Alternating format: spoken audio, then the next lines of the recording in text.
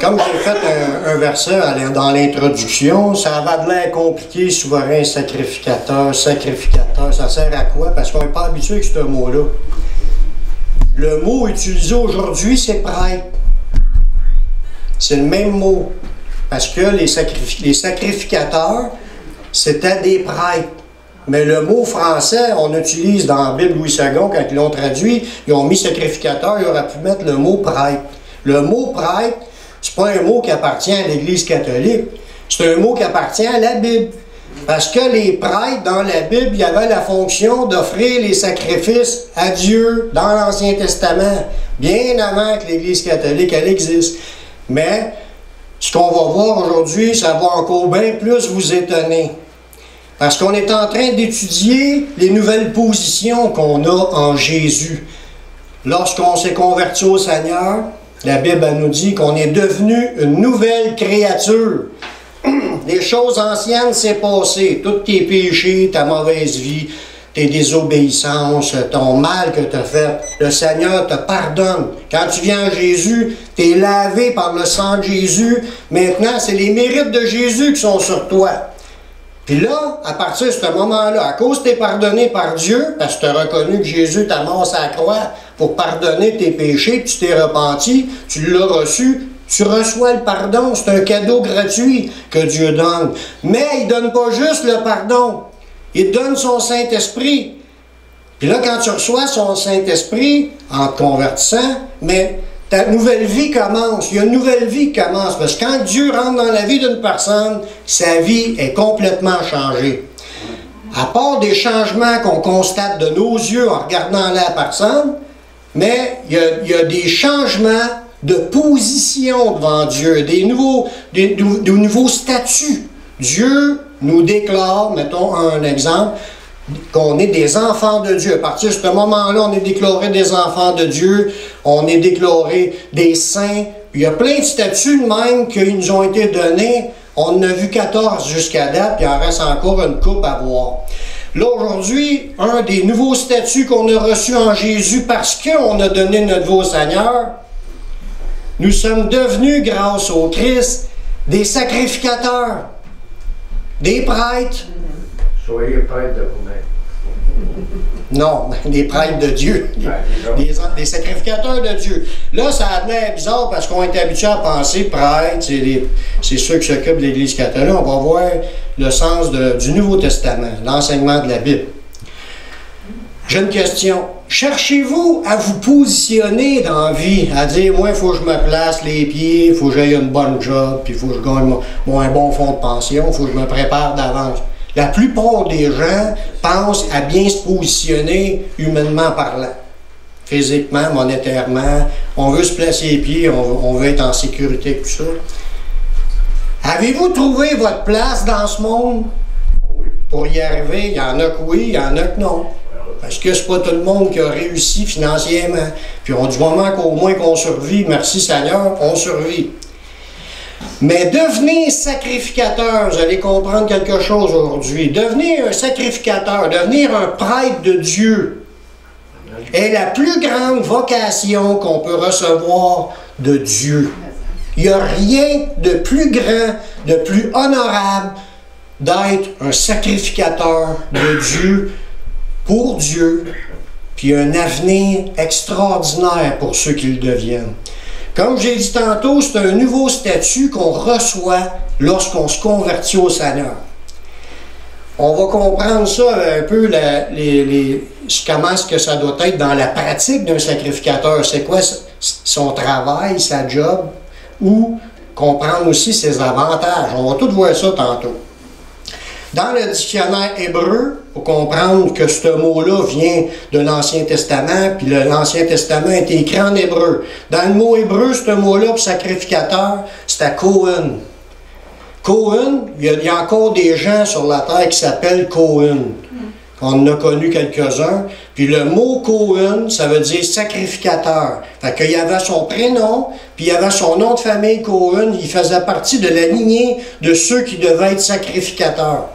Selon l'ancienne alliance des Juifs, dans l'époque où Moïse a établi la loi, puis les rituels, puis toutes les manières de s'approcher de Dieu pour offrir des sacrifices à Dieu, selon l'Ancien Testament. Comment ça s'écrit, Cohen? Cohen, c'est K-O-H-E-N. Mais c'est la phonétique, là. Il y en a qui l'écrivent avec un C, puis il y en a qui c'est avec un K. Mais ça veut dire sacrificateur, prêtre, ça veut dire sacerdoce ou ministre d'État. Parce qu'il faut comprendre que dans l'Ancien Testament, ceux qui avaient le rôle de sacrificateur ou du souverain sacrificateur, ils tombaient aussi en autorité au niveau de la politique parmi les Juifs. C'est un titre honorifique. Ça voulait dire chef ou prince aussi, ce mot-là.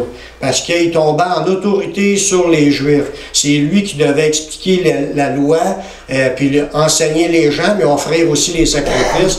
Mais il y avait un paquet de sacrificateurs. Pour les Juifs, comme je vous disais, au temps biblique, les souverains sacrificateurs étaient les chefs du peuple juif. Ça, on voit ça dans les Actes, au chapitre 23, les versets 4 et 5.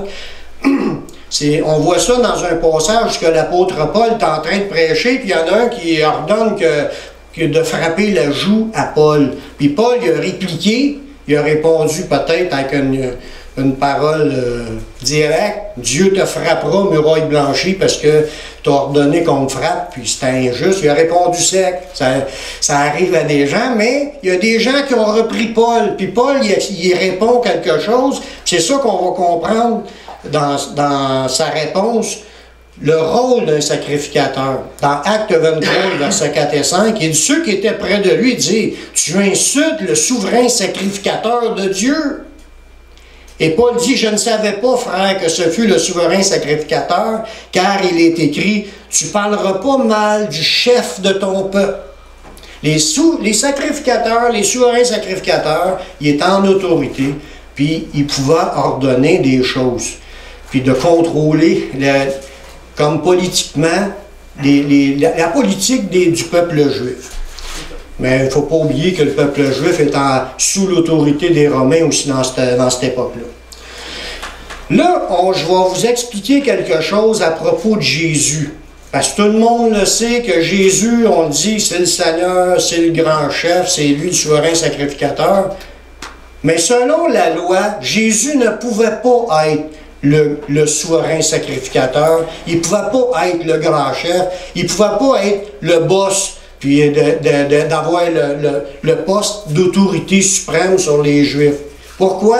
Parce que les sacrificateurs devaient être choisis dans la tribu des Lévites. Jésus n'était pas de la tribu des Lévites, il était de la tribu de Juda. Et les souverains, ça c'est pour les sacrificateurs, et les souverains sacrificateurs étaient choisis dans la lignée d'Aaron, qui était le frère de Moïse. C'est de descendant en descendant qui avait par descendance, il obtenait les postes de souverain sacrificateur. C'est une lignée spéciale qui s'appelait, encore aujourd'hui, il y a des gens qui s'appellent Cohen, le nom de famille. Ils font partie de la lignée des descendants d'Aaron. Puis eux autres, ils avaient le droit d'être les chefs du peuple juif. Jésus n'était pas de la tribu des Lévites. Puis il était, vu qu'il n'était pas de cette tribu-là, il était loin d'être un des descendants d'Aaron. Et à cause de cela, il ne pouvait pas être le grand chef des Juifs. Ouais, mais il y a le grand roi. Ni grand roi, ni rien, il ne pouvait pas. Mais, le beau mais, le grand mais, puis il est très important ce mais-là, Dieu a préparé une autre manière de devenir le grand chef. Pas parce qu'il sera descendant d'Aaron. On va aller voir quelques passages dans Hébreux, le chapitre 5, le verset 5. Puis ce qu'on va comprendre, c'est que Jésus ne pouvait pas s'attribuer lui-même le rôle de souverain sacrificateur, ou le chef, ou le prince, ou le roi. Il ne pouvait pas se l'attribuer. Il n'était même pas un descendant d'Aaron. Mais il détient ce titre par prophétie de Dieu son Père. Et vous allez voir que dans la Bible, dans l'Ancien Testament, il y a eu des prophéties, des paroles de Dieu, puis Dieu a préparé la venue du oint, du Messie. Puis Dieu a établi ce Messie-là comme étant le chef des Juifs.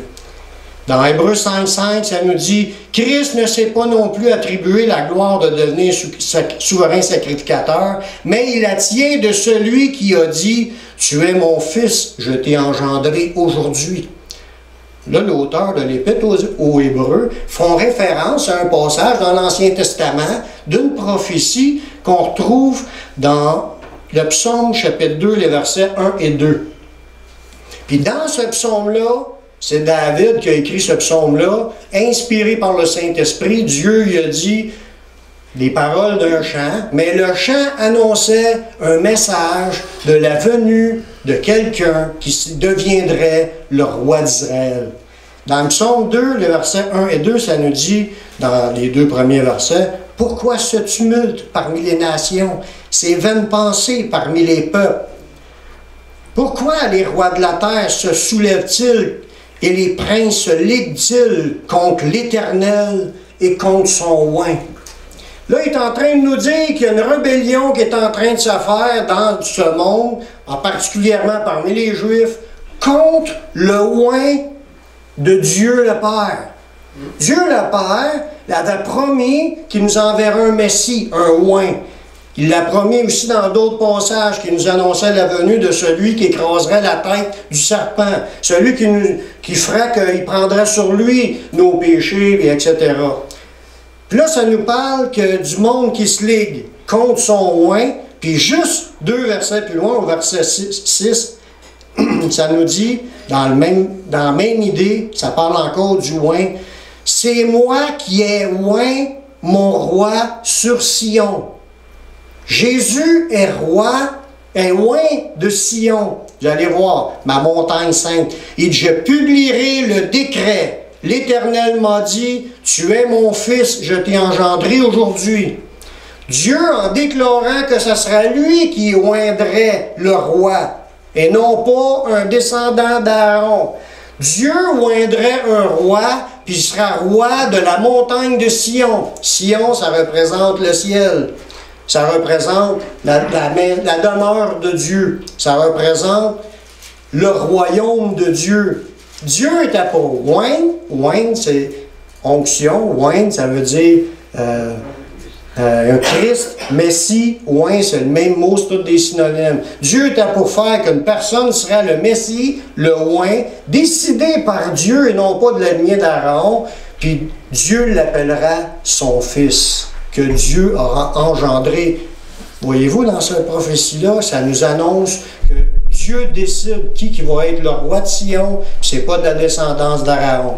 Dans un autre passage, le Seigneur a aussi donné une prophétie d'être le sacrificateur pour Dieu puis pour l'éternité. Une autre prophétie dans un psaume, le psaume 110, les versets 1 et 2.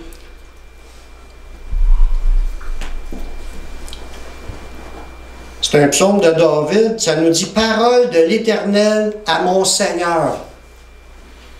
Assis-toi à ma droite, jusqu'à ce que je fasse de tes ennemis ton marchepied. » Dieu le Père a parlé à quelqu'un, puis il dit « Assis-toi à ma droite, jusqu'à ce que je fasse de tes ennemis ton marchepied. L'Éternel étendra de Sion le sceptre de ta puissance. » Puis il dit à ce personnage-là « Domine sur tes ennemis. » Puis là, le verset 4, ça nous dit « L'Éternel l'a juré, puis il s'en repentira pas. Tu es sacrificateur pour toujours, à la manière de Melchisédek. » Dieu, dans l'Ancien Testament, a annoncé prophétiquement que celui qui est placé à sa droite, Jésus, il est le oint, le Messie, le Christ, il est celui qui a été établi roi sur Sion, pas parce qu'il était descendant des Lévites, pas parce qu'il était descendant d'Aaron, il était placé là par prophétie, par Dieu, son Père, qui a dit « Tu es mon fils, je t'engendrai aujourd'hui. » Voyez-vous? Jésus détient son titre de chef de Sion. Jésus l'a dit qu'il était le roi. Mais mon royaume n'est pas de ce monde. C'est un roi pour après. Il va prendre le contrôle un jour, mais après. Il laisse encore le temps libre aux humains de rechercher à connaître la vérité. Jésus a été déclaré par Dieu son Père souverain sacrificateur pour toujours, pour l'éternité, mais pas selon l'ordre d'Aaron, selon l'ordre de Melchisédek, qui est un autre personnage qui a existé, qui est un sacrificateur de Dieu, mais dans l'Ancien Testament, avant que la loi vienne. C'est selon une autre lignée de sacrificateurs que Jésus est venu comme étant le dernier souverain sacrificateur, irremplaçable, parce que les sacrificateurs étaient remplaçables lors de leur mort. Mais Jésus, qui est ressuscité et qui vit éternellement, il est souverain sacrificateur pour à jamais, pour l'éternité. Amen. Gloire à Dieu. En tant que souverain sacrificateur, leur principale fonction, parce qu'il y avait les sacrificateurs, mais le chef des sacrificateurs, c'était le souverain sacrificateur. Il y avait une fonction à faire parmi les Juifs, c'est qu'il allait offrir du sang une fois par année dans le lieu très saint. Les Juifs avaient, au début c'était une tente, après ça c'était transformé en bâtisse, en bâtiment. C'était la maison de l'Éternel. Puis c'était séparé en deux parties. Puis il y avait un gros rideau à l'intérieur qui séparait la partie du lieu saint puis le lieu très saint. Les sacrificateurs pouvaient rentrer comme qu'ils voulaient, on va le voir dans les passages là. Ils rentraient dans la première partie, ils allaient offrir les sacrifices à Dieu pour le pardon des péchés de monsieur tout le monde. Si je voulais être pardonné, j'amenais un taureau, j'amenais un agneau, ou j'amenais des tourterelles, j'offrais ça à Dieu. Là, il tuait l'animal, il récupérait le sang, puis il se servait du sang de l'animal pour aller l'offrir sur l'autel dans le lieu saint pour pouvoir obtenir la purification de mon péché. Mettons, j'ai fait un péché, j'offrais ça. Puis les sacrificateurs faisaient ça. Mais le souverain, le chef des sacrificateurs, rentrait une fois par année dans le lieu très saint, en arrière, là où demeurait Dieu. D'une manière de le comprendre de ce temps-là, dans le lieu très saint, Dieu, il manifestait sa présence puissamment dans ce lieu-là. Puis la gloire de Dieu était souvent là, puis des fois c'est arrivé que des sacrificateurs qui ont mal fait leur job sont tombés morts direct là. Apparemment que on voit ça dans les autres écrits qui ne sont pas dans la Bible, quand un souverain sacrificateur ou un sacrificateur allait offrir des sacrifices, il avait la crainte de Dieu, puis il offrait les choses de la bonne façon, mais si le gars n'avait pas la crainte de Dieu, il pouvait tomber raide mort, direct là. Puis là, il attachait une corde après le gars avant qu'il rentre pour le ressortir en cas qu'il soit tombé mort. Parce qu'il n'avait pas le droit d'entrer dans ce lieu très saint-là, il y avait juste le souverain sacrificateur qui rentrait là une fois par année, voyez-vous, pour aller offrir un sacrifice pour ses péchés, pour les péchés de tout le peuple. C'est la fête de l'expiation. Puis je pense que cette fête-là est en automne pour les Juifs. Ils fêtent encore cette fête-là, mais ils ne pratiquent plus encore tous les rituels. Là. Mais j'espère que je ne les ai pas mêlés. J'essaie de mettre ça le plus clair possible. Jésus, en étant le souverain sacrificateur, fallait qu'il fasse de quoi de spécial. Parce que le souverain sacrificateur parmi les Juifs faisait de quoi de spécial une fois par année. Il allait offrir le sang d'un animal pour le pardon de tout le monde. Mais Jésus, le souverain sacrificateur, fidèle à son appel, parce qu'il avait été appelé par Dieu son Père pour faire cette mission-là de souverain sacrificateur, il a reçu ce titre-là de son Père prophétiquement dans l'Ancien Testament. Il a été fidèle, puis il a fait l'expiation des péchés. Dans Hébreux 2, le verset 17, ça nous dit en conséquence, en parlant de Jésus, il a dû être rendu semblable en toutes choses à ses frères, c'est pour ça qu'il est venu prendre une forme humaine comme nous, afin qu'il fût un souverain sacrificateur, miséricordieux et fidèle dans le service de Dieu pour faire l'expiation des péchés du monde. Jésus est venu comme étant le souverain sacrificateur. Il fallait qu'il vive, il fallait qu'il soit fidèle. Il fallait qu'il obéisse entièrement à tout ce que Dieu, son Père, avait établi dans la loi. Parce que si Jésus avait fait un seul péché, il n'aurait pas pu payer pour la dette de nos péchés. il aurait eu besoin d'un sauveur lui-même. Jésus a été fidèle, il a accompli la parole de Dieu. Il dit, je ne suis pas venu pour abolir la loi, je suis venu pour l'accomplir. Il l'a accompli parfaitement sans tomber dans aucun péché. C'est pour ça qu'il est un souverain sacrificateur, miséricordieux, compatissant. Il comprend nos souffrances, comprend nos combats, il comprend nos luttes, comprend notre état, parce qu'il est venu lui-même dans un corps comme le nôtre.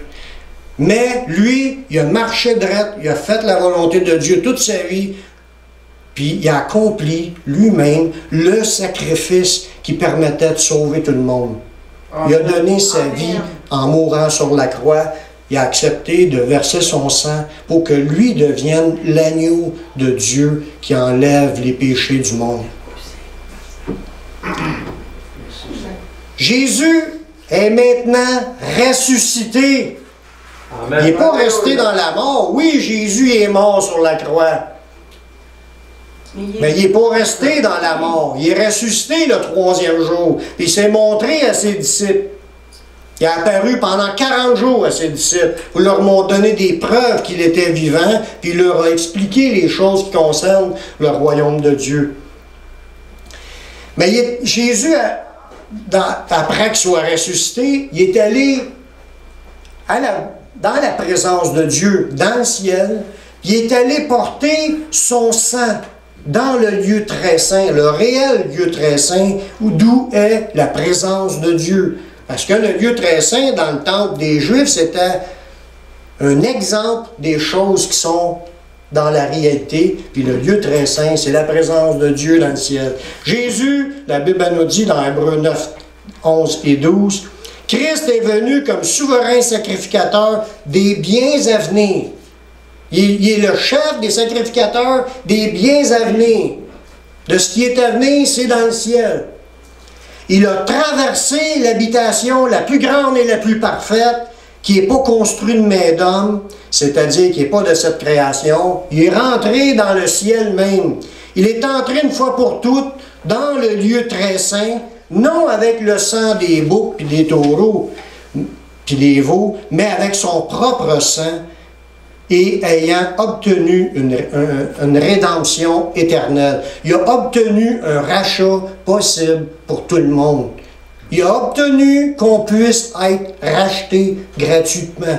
À cause qu'il était mené son sang là, ça a permis qu'on puisse être, que Dieu paye la dette de nos péchés à notre place. Amen. Grâce à Jésus, on a un accès maintenant à rentrer dans le lieu très saint. En nous délivrant de nos péchés, quand tu donnes ta vie au Seigneur, c'est parce que tu lui dis, tu crois là, que tu es pécheur, tu crois que tu es perdu parce que tes péchés t'empêchent d'entrer, tu crois que tu as besoin d'un sauveur. Là, tu sais que Jésus est mort sur la croix pour pardonner tes péchés, mais là, tu l'acceptes, c'est une bonne raison de l'accepter, puis je vous encourage à le faire, de l'accepter comme votre sauveur, puis de garder la foi que c'est grâce à Jésus qu'on va rentrer au ciel. À cause que tu l'acceptes, le Seigneur, dans ta vie change, comme je disais au début, tu deviens une nouvelle personne. Puis maintenant, à cause que tu as reçu le pardon de tes péchés, tu es maintenant un sacrificateur de Dieu. Oh, c'est quoi qu'on a à faire? C'est quoi ça d'être un sacrificateur? Mais Jésus, ça nous dit dans l'Apocalypse au chapitre 1, versets 5 et 6, à celui qui nous aime, qui nous a délivrés de nos péchés par son sang, et qui a fait de nous un royaume, des sacrificateurs pour Dieu son Père. Dieu a accepté le sang de Jésus comme offrande, ce qui nous a permis à nous de recevoir le pardon, puis de rentrer dans son beau et grand royaume, puis il fait de nous des sacrificateurs pour Dieu le Père. Wow! On est loin de le mériter. On ne méritait rien. On ne pouvait même pas penser d'entrer. Il a fallu que Jésus paye le prix qu'on puisse rentrer. À cause du sang de Jésus, on a maintenant l'accès d'entrer dans son royaume, mais en plus de devenir un sacrificateur de Dieu, nous sommes, quand tu es né de nouveau, tu es devenu un prêtre de Dieu, un sacrificateur de Dieu, un chef du peuple. C'est pas encore fait, là, le chef. Pensez pas que vous allez être le chef à votre job, là. c'est pas nécessairement de présentement. Mais il y a de quoi qui s'en vient, puis on va rester surpris, mais que ça arrive. Pas juste nous autres vont être surpris, tout le monde qui vit sur cette terre va être surpris lors du retour de Jésus. Amen. Amen. Quelles sont les fonctions et les avantages d'être un sacrificateur? C'est ça que je vous disais tantôt.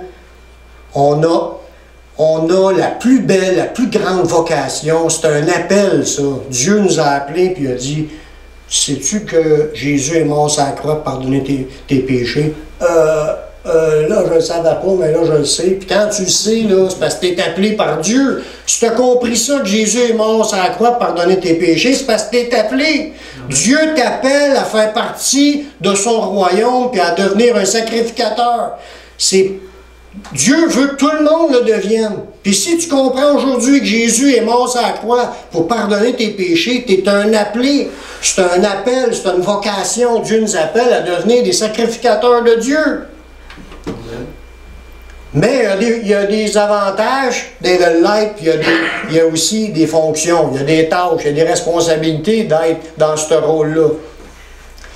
Les sacrificateurs, pour garder quelques petits parallèles avec les sacrificateurs de l'Ancien Testament, ça nous donne des exemples pour voir quel genre de vie qu'on doit vivre une fois que tu l'es sacrificateur.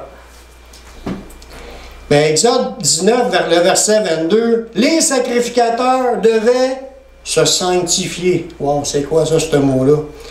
Les sacrificateurs, puis Dieu nous dit ça dans Exode 19, le verset 22, que les sacrificateurs qui s'approchent de l'Éternel se sanctifient aussi de peur que l'Éternel les frappe de mort.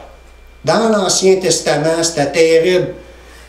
Il n'y a pas de jeu avec le péché. Comme je vous disais tantôt, si un sacrificateur rentrait dans le temple et il ne s'était pas sanctifié, il n'a pas fait tous les rituels qu'il devait faire, il pouvait tomber raide mort, Dieu, il le frappait. Puis ça n'a pas arrivé juste une fois, c'était quelque chose déjà d'annoncé par Dieu. Qu'est-ce que ça veut dire pour nous une fois que tu es dans la nouvelle alliance? Mais Dieu veut qu'on s'approche de lui. C'était la job d'un sacrificateur. Ça nous dit, lorsqu'il s'approche de l'Éternel, il fallait qu'il se sanctifie. Qu'est-ce que ça veut dire, se sanctifier? Ça veut se purifier. Se sanctifier, ça veut dire devenir plus saint. Ça veut dire, s'il y a des choses qui déplaisent à Dieu dans notre vie, des péchés, des choses que Dieu n'aime pas, là, mais il fallait demander pardon, puis il fallait s'en détourner.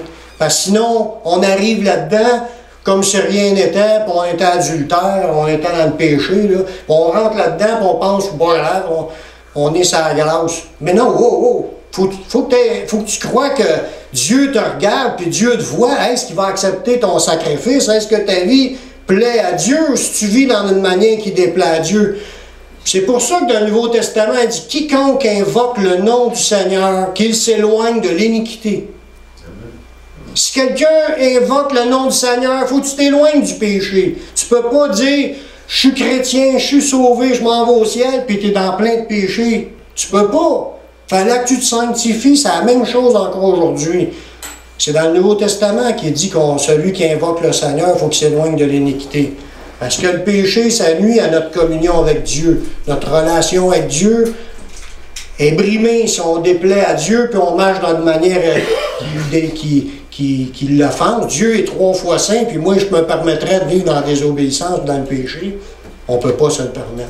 Un autre, ça, c'est une responsabilité. Un autre avantage et responsabilité, les sacrificateurs, selon la loi, ils pouvaient entrer en tout temps dans le lieu saint. On voit ça dans Hébreux le 9, le verset 6. Or, ces choses étant ainsi disposées, les sacrificateurs qui font le service entrent en tout temps dans la première partie de l'habitation de Dieu, dans le tabernacle. Dans la première partie, c'était le lieu saint, mais ils ne rentraient pas dans le lieu très saint, mais ils pouvaient rentrer en tout temps dans le lieu saint.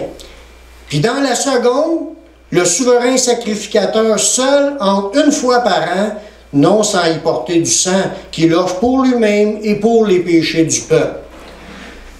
L'avantage d'être un sacrificateur de Dieu, c'est que ça nous permet en tout temps d'entrer dans la présence de Dieu. Amen. Amen. Amen. T'es chez vous le matin, tu te réveilles, tu peux déjà prendre du temps puis être dans la présence de Dieu. T'es en train de laver la vaisselle, tu peux être en train de parler à Dieu puis être encore dans sa présence. Là, t'es en train de chauffer ton char, tu penses à Dieu, tu parles à Dieu, t'es encore dans sa présence. Quand t'es sauvé, t'es un sacrificateur puis t'as un accès en tout temps d'être dans la présence de Dieu. Qu'est-ce qu'on a comme avantage dans la présence de Dieu? Sa paix, sa joie, son amour. Il y a plein de fruits qui sortent de notre vie change, on devient différent. C'est une bénédiction incroyable parce qu'il y a une différence entre cet état-là et l'état quand tu ne connaissais pas le Seigneur et que tu vis, tu as des angoisses, des tourments, des péchés qui te tiennent captif, puis tu es pogné, puis tout va mal. Puis quand tu deviens chrétien, peut-être qu'il y a encore des choses qui vont pas bien de temps en temps. Oui, on ne promet pas qu'on va avoir une vie sans problème, mais notre intérieur, il est différent. On est changé, il y a une autre attitude, d'autres pensées. On est en paix, puis on a confiance, puis on sait que notre vie est dans les mains du Seigneur, puis on avance par la foi, puis on se sent béni. On se sent béni d'être chrétien. Ça, c'est les avantages d'être dans la présence de Dieu. Mais plus fort que ça, à sa mort, quand Jésus il a expiré, il était à sa croix, son sang il versait, il était meurtri, ils l'ont frappé, ils l'ont fouetté, ils ont tout fait pour le martyriser. Puis quand il a expiré en mourant, il s'est passé un événement que Dieu nous voulait nous montrer quelque chose de spécial. Dans le temple que je vous parlais tantôt, il y avait un gros voile, c'était comme un gros immense rideau bien épais, qui séparait le lieu saint, où ce que les sacrificateurs pouvaient y aller comme qu'ils voulaient, mais ils ne pouvaient pas entrer dans le lieu très saint. Puis le gros rideau qui était là, mais quand Jésus a expiré, le rideau s'est déchiré du haut jusqu'en bas, que la Bible nous dit. Cette référence-là dans Matthieu 27, 51. Dieu, le Père, a déchiré le rideau. C'est pas inhumain, le rideau était déchiré d'en haut. Ça avait peut-être 25-30 pieds de haut. Il était déchiré du haut jusqu'en bas, puis Dieu a ouvert l'accès. Il nous a démontré, dans cet exemple-là, que l'accès au sacrificateur, l'accès au lieu très saint était rendu, qu'on pouvait y aller comme qu'on veut dans la présence glorieuse du lieu 3 fois saint, où il y avait juste le souverain sacrificateur qui pouvait y aller. Jésus était déjà rentré dans le ciel, ce lieu-là, le lieu très saint. C'était le souverain sacrificateur, c'était le seul qui pouvait y retourner. Puis là, il nous a ouvert la porte, puis que nous autres, on s'en va là. La Bible nous dit qu'on est déjà assis en Jésus-Christ dans les lieux célestes, puis on attend juste le moment où Jésus revienne pour qu'on soit avec le Seigneur pour l'éternité. Amen. Merci Seigneur, gloire à Dieu. Maintenant, nous pouvons entrer et se maintenir dans le lieu très saint, dans la présence de Dieu. C'est un accès ouvert à tous ces sacrificateurs de son royaume. Dans le temps présent, le rôle d'un sacrificateur, ça a d'autres tâches, là, comme entre autres d'être un intermédiaire entre Dieu et les hommes. La fonction d'un sacrificateur, c'est quelqu'un arrivant, il avait fait des péchés, ou il voulait offrir un sacrifice à Dieu pour remercier Dieu. Il amenait son sacrificateur, il fallait qu'il passe par un sacrificateur, puis le sacrificateur prenait l'offrande, puis il l'offrait à Dieu. Puis là, si le gars voulait apprendre des choses sur la loi, il questionnait, il recevait les réponses, qu'est-ce que Dieu pense, qu'est-ce que Dieu dit, puis en même temps, il offrait un sacrifice. Il y avait un rôle d'intermédiaire entre Dieu et les humains. C'est encore comme ça aujourd'hui. Dans Hébreux 5.1, ça nous dit, en effet, tout souverain sacrificateur pris du milieu des hommes est établi pour les hommes dans le service de Dieu. Un sacrificateur est établi pour les hommes. Voyez-vous, notre job d'être sacrificateur, oui, on a été choisi et on a été appelé par Dieu, mais on est établi pour les hommes. Donc, on a une responsabilité envers les hommes qui nous entourent en tant que sacrificateurs.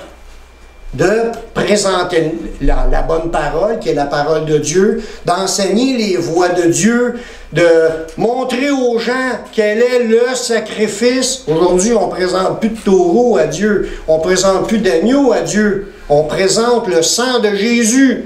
Amen. On présente le nom de Jésus. Quand tu te présentes pour prier, c'est dans le nom de Jésus que tu pries. Si tu as commis des péchés, confesse que tu as fait des péchés, puis le sang de Jésus va te purifier. C'est plus le sang d'un agneau ou d'un taureau, c'est le sang de Jésus. Fait qu'on est là pour présenter aux gens la manière de s'approcher à Dieu, puis comment aussi obtenir de Dieu. Demandons les choses, non dans nos mérites, mais à cause que Jésus a tout accompli. Ça fait partie de notre job d'être un représentant face aux gens, face aux hommes. On a été choisis, puis on a une tâche à faire encore, c'est pas fini. C'est pour ça qu'on va évangéliser, qu'on passe des pamphlets. On veut que le monde sache comment faire pour s'approcher de Dieu. Parce qu'il y en a qui ne savent même pas encore qu'il y a un Dieu. Mais quand tu le sais, sais-tu comment t'approcher? Il y a tellement de religions qui t'offrent le plan. Nous, on n'est pas là pour parler de religion, on est là pour enseigner ce que Dieu a dit dans le Nouveau Testament, puis c'est là-dessus qu'on se base. On ramène ce qui est écrit.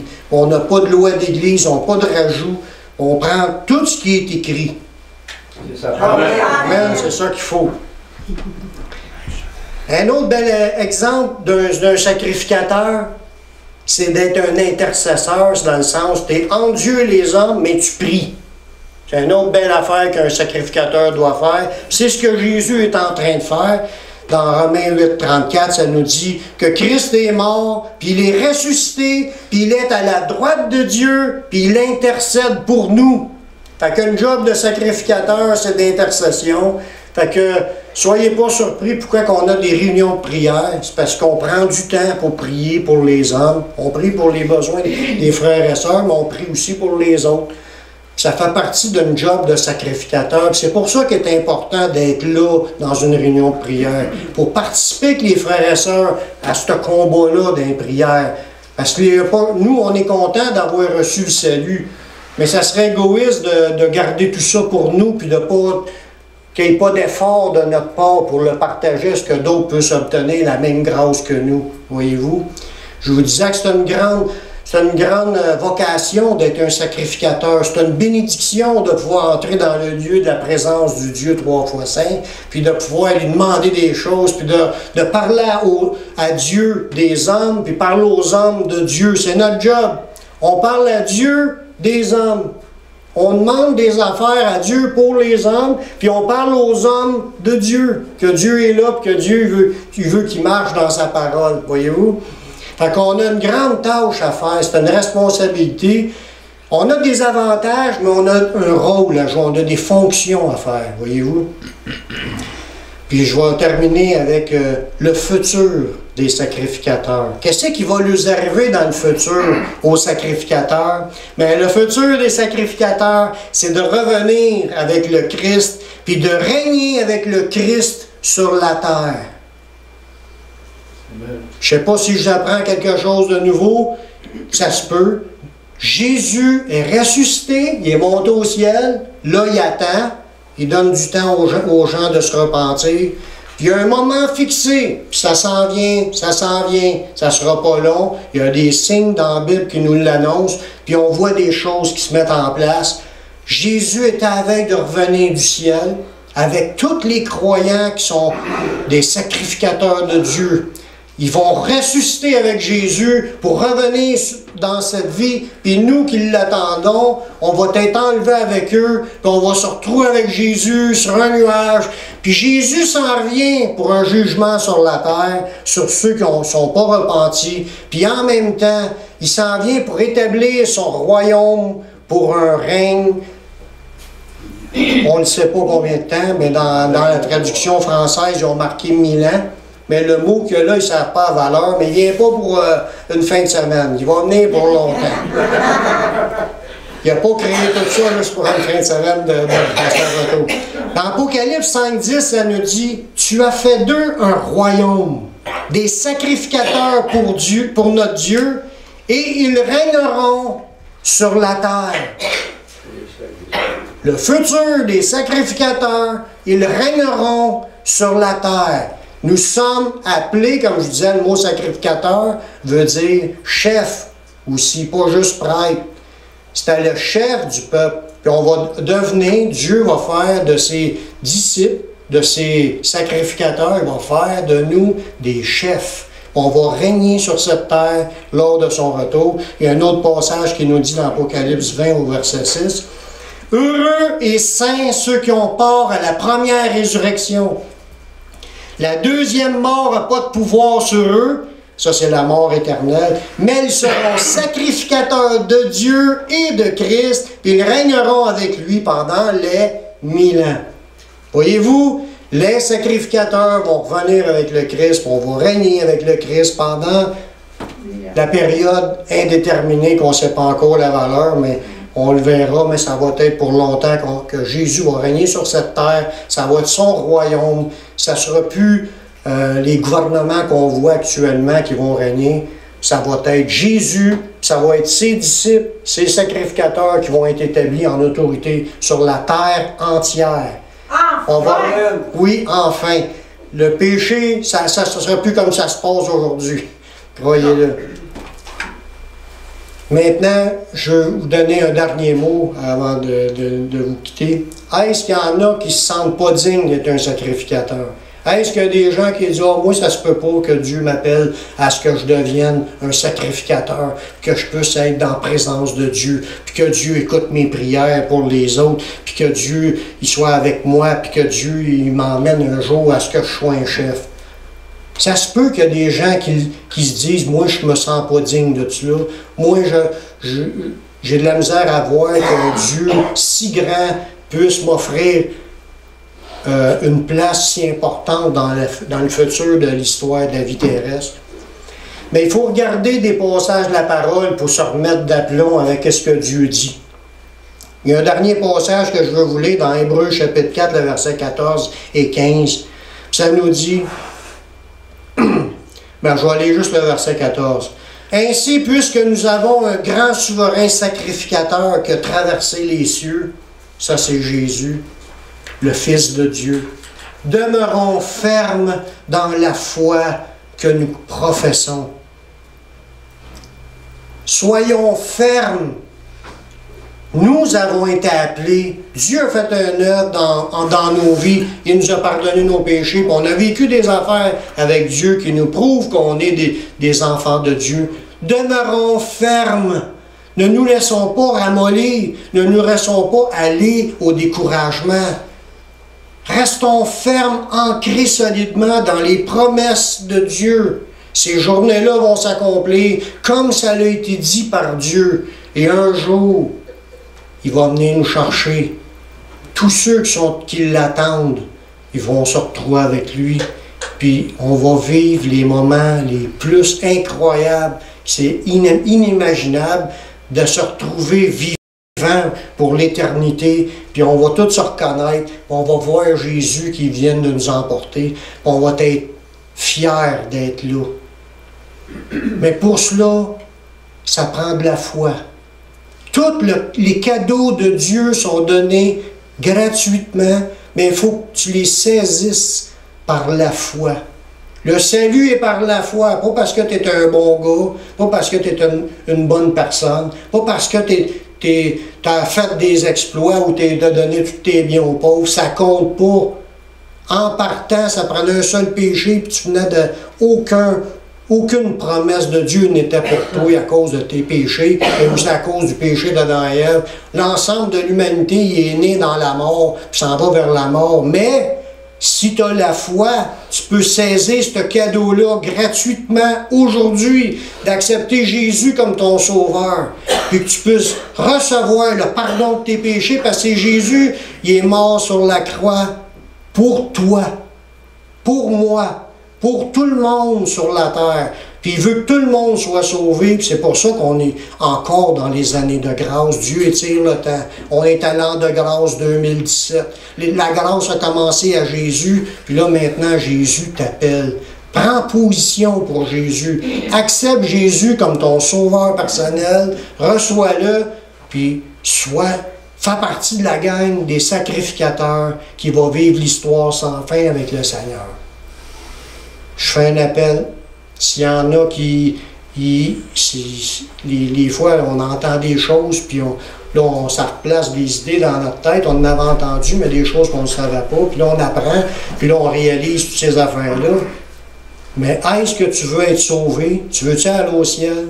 Il n'y a pas d'autre moyen que Jésus. Jésus dit, « Je suis le chemin, la vérité, la vie. Nul ne vient au Père que par moi. » C'est pas Marie qui sauve, c'est pas les saints qui sauvent, c'est pas le pape qui sauve, c'est pas ta grand-mère qui est décédée qui sauve. Il y a juste Jésus seul qui sauve. Puis il faut que tu l'acceptes comme ton sauveur, puis que tu deviennes son disciple. Pour ceux qui veulent le faire, je vais faire une prière tout haut pour vous donner l'occasion d'accepter Jésus pour que vous puissiez être pardonné. Faites cette prière avec moi. Père, je reconnais que je suis un pécheur, que je suis perdu, mais je sais que Jésus, il est mort sur la croix. Il a versé son sang pour pardonner mes péchés. J'accepte Jésus comme mon sauveur, comme mon Seigneur. Prends ma vie, je la donne. Je veux te suivre, te servir tous les jours de ma vie. Et donne-moi ton Saint-Esprit pour qu'il me conduise dans la voie de la vie éternelle.